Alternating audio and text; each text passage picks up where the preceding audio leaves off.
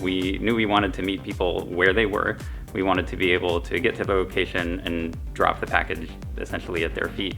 So we considered that the package delivery phase would probably have to be done in a hover. Dropping the package or using an arrested fall like a parachute, we didn't think would probably be accurate enough for the kinds of use cases we had in mind. But a vehicle that can only hover is also limited in terms of it can only fly at a certain speed. It's a very power-intensive mode of flight. And so the best way to combine precise hovering flight and the efficient forward flight was the primary design challenge. The initial vehicle actually attempted to combine both modes of flight. It would sit on its tail, take off vertically, and then pivot forward to fly forward like an airplane.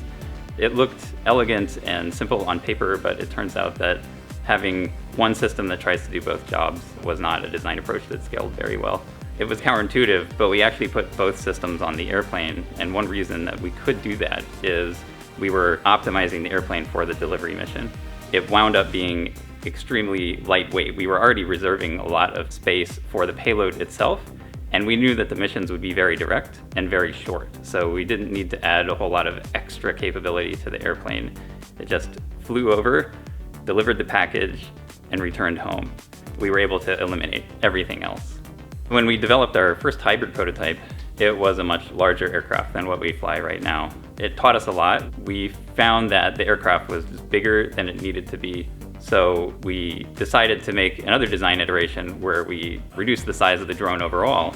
Should it have 12 motors? Should it have 8? Should the wing be 1 meter long, 2 meters? And also added redundancy where we learned that it was needed. We were able to rapidly explore that design space with the technology our team had. I think one of the mindsets that we came into that process with is that more redundancy is always better. But we found that redundancy in the wrong places can actually reduce reliability and safety. This is why the current drone has 3 sets of motors on each of the 4 corners. This provides maximum reliability.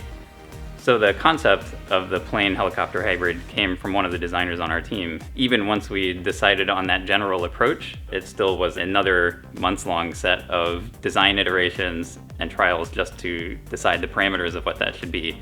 And that resulted in the aircraft that we're flying today.